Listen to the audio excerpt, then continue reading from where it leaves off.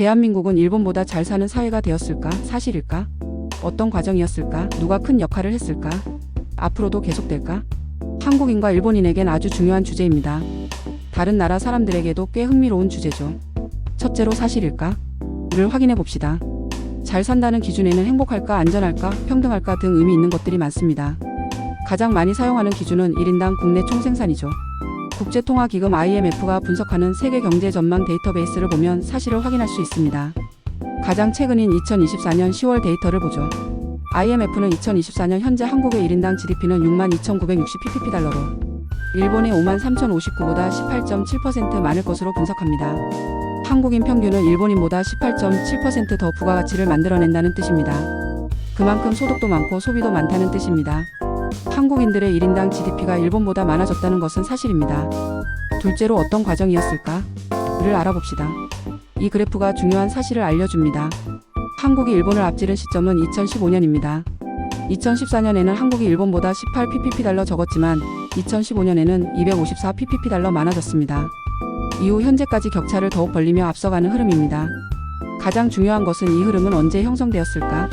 입니다. 1999년입니다. 1999년까지 한국의 증가 흐름은 일본보다 완만해서 격차를 좁히지 못했습니다. 그런데 1999년에 한국의 기울기가 커지는 변곡점이 나타납니다. 이 흐름은 현재까지 이어지고 있습니다. 이 사실에서 중요한 지식을 알 수 있습니다. 한국이 일본보다 잘 살게 된 원인을 분석할 때 1997년 이전이나 1999년 이후 과정을 주로 언급하는 주장에는 허점이 있다는 것입니다. 그래프의 변곡점을 보면 결정적 과정은 1997년부터 1999년 사이에 일어났다라는 사실을 눈으로 확인할 수 있습니다. 1997년 이전의 과정은 그때까지의 한국 경제를 성장시키는 원인이었을 뿐 일본을 추월하는 흐름을 만든 원인이 될 수는 없습니다. 한국과 일본의 1인당 GDP 격차를 보면 1980년에 6,551pp달러였는데 1991년까지 11,900으로 갈수록 커졌습니다. 일본 경제가 가장 잘 나가던 시기도 이때였죠. 이후 1997년까지는 1350으로 조금 좁혔지만 한국 경제는 외환위기를 겪게 됩니다. 1998년에는 1942로 격차가 다시 벌어집니다. 1997년 말에 심각한 외환위기가 터졌다는 사실은 1997년까지의 경제체제는 지속 가능성이 작았다라는 지식을 알려줍니다. 외환위기로 수많은 기업이 파산하고 수많은 사람이 직장을 잃었습니다. 놀랍게도 1999년에 격차가 9,446으로 줄었습니다. 97년부터 99년 사이에 한국에 무언가 엄청난 일들이 일어났다는 뜻입니다. 이때 바뀐 기울기는 지금까지도 계속됩니다. 한국은 2015년에 마침내 일본을 추월했습니다. 이후 격차를 더욱 벌려가고 있죠. 한국은 2015년에 일본을 254pp달러 앞서기 시작했고 2020년에는 5317, 2024년에는 9901로 격차를 벌리고 있습니다. IMF는 2029년에 격차가 15,134로 더욱 커진다고 예측합니다. 1997년부터 1999년 사이에 과연 어떤 일이 일어났을까요? 한국이 다시 일본보다 잘 사는 사회로 변화한 원인은 어떤 사건들이었을까요? 가장 놀라운 사건은 금모으기 운동이었습니다. 외환이 바닥나고 기업은 물론 정부까지 부도난 상황에서 한국인들은 금을 팔기 시작했습니다. 위기에서도 가치가 작게 변동하는 자산이 금이었기 때문이죠. 원화도 폭락하고 정부 국채도 폭락하고 주식도 폭락하고 부동산도 폭락하는 상황에서도 금값은 변동이 적었기 때문입니다. 은행 지점마다 엄청난 사람들이 몰려들었죠. 한국인들이 금을 얼마나 많이 내다 팔았는지 세계시장 금값도 폭락했습니다. 더욱 중요한 사실은 금값보다 원화 가치가 더 폭락한 상황이었다는 것입니다. 한국인들은 금보다 원화가 더 폭락하는 상황에서도 계속해서 금을 팔았습니다. 정확하게 말한다면 금모으기 운동이 아니라 금을 원화와 바꾸기 운동입니다.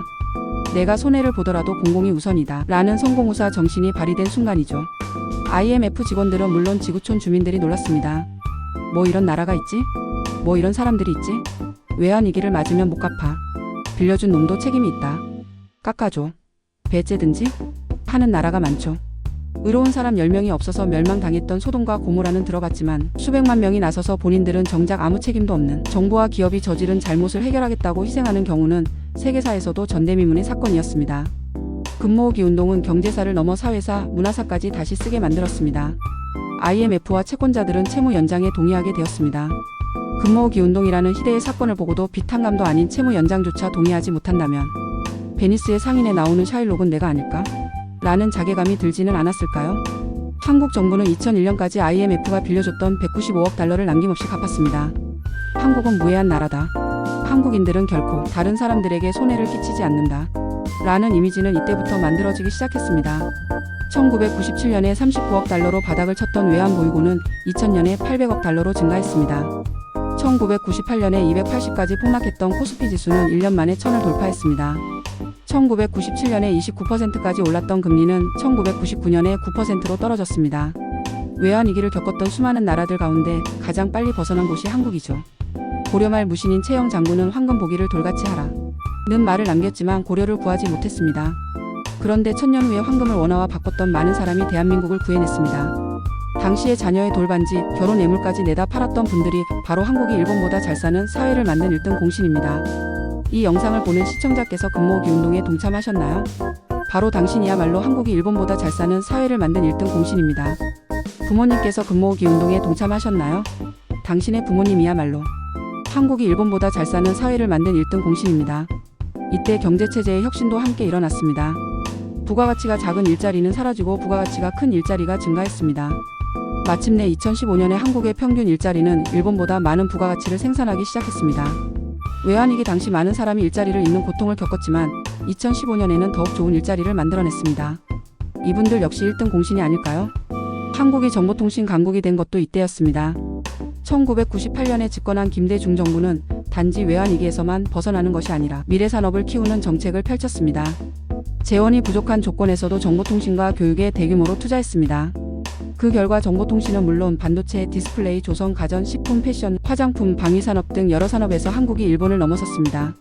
이제는 일본이 한국과 경쟁하는 산업이 자동차 정도입니다. 전자정보, 학교급식, 대중교통 등 김대중 정부 때 시작된 많은 정책은 일본은 물론 선진국 가운데서도 뛰어납니다. 이제 한국인들은 일본인보다 국외 여행을 많이 합니다. 한국 인구는 일본의 절반도 안 되지만 일본을 여행하는 한국인이 한국을 여행하는 일본인보다 많습니다. 문화산업도 빼놓을 수 없는 주제입니다. 김대중 정부는 문화산업을 개방했습니다. 당시 일본 문화에 침략당한다라는 비난이 컸습니다. 이제 한국의 문화, 한국의 소프트파워는 일본을 압도합니다. 영화와 드라마, 음악과 공연, 문학과 콘텐츠를 만들고 즐기고 퍼뜨리는 분들 역시 한국이 일본을 넘어서는 과정의 공신들입니다. 사회도 크게 변화했습니다. 외환위기 전까지 한국에는 도둑도 많고 소매치기도 많았습니다. 밤거리도 안전하지 않았습니다. 새치기도 많고 길거리에 쓰레기도 많았습니다. 체류탄 냄새가 아파트 엘리베이터 안까지 스며들었던 나라가 한국이었습니다.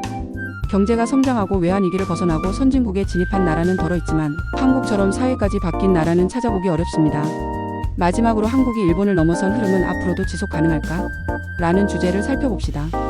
금을 원화와 바꾸기 운동 같은 성공후사 정신이 이어진다면, 고통스러운 상황을 버텨내면서 더욱 큰 부가가치를 생산하는 일자리로 바꾸는 혁신이 이어진다면, 정보통신과 교육처럼 미래산업을 키우는 투자가 이어진다면, 문화처럼 경제에도 큰 영향을 주는 소프트파워를 키우는 일에 투자한다면 가능합니다.